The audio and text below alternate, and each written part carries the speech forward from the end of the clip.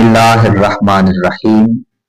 Jarir बिन अब्दुल्लाह ये सिहाबी रसूल हैं और सिहाबा किराम में से एक अजीम शख्सियत के मालिक थे।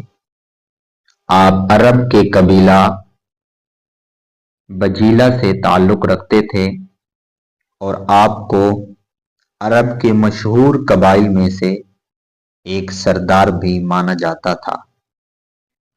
हजरत जरीर बिन अब्दुल्ला अपनी बेहतरीन खूबसूरती, अच्छे इखलाक और सदाकत की वजह से एक ख़ास मकाम पर फाइज थे।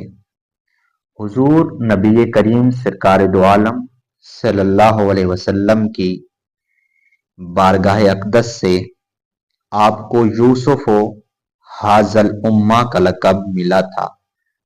यानी हुजूर सल्लल्लाहु अलैहि वसल्लम अपने गुलामों को फरमाते हैं, ए गुलामों, मेरी उम्मत के यूसुफ वो जनाब जरीर बिन अब्दुल्ला बाजली हैं। आपका लक़ब बाजली इस वजह से था कि आप बिजली की तरह चमकते थे, इतने खूबसूरत थे कि अल्लाह के प्यारे नबी करीम सरकार दो आलम सल्लल्लाहु अलैहि वसल्लम ने फरमाया कि मेरी उम्मत के यूसुफ जनाब जरीर हैं। यानी अल्लाह के प्यारे नबी हजरत यूसुफ अलैहिस्सलाम का अक्स आपके चेहरा मुबारक से नजर आता था। ये जरीर बिन अब्दुल्ला हुजूर सल्लल्लाहु अलैहि वसल्लम के विसाले मुबारक से 40 दिन पहले मुसलमान हुए।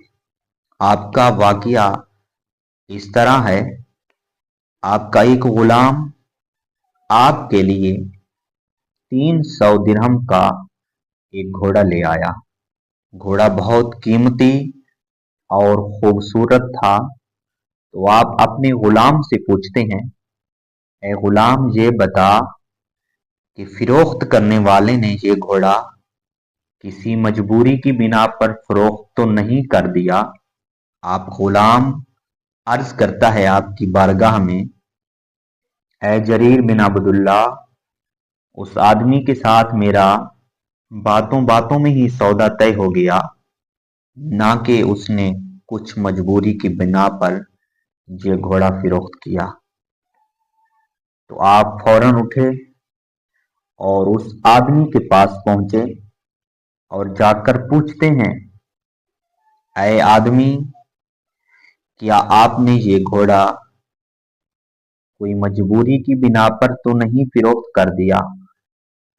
वो आदमी कहता है, हुजूर के गुलाम, मैंने किसी मजबूरी की बिना पर घोड़ा फिरोख्त नहीं किया, बल्कि आपके गुलाम से ही मेरा सौदा तय हो गया और उसने मुझे 300 दिरहम दे दिए।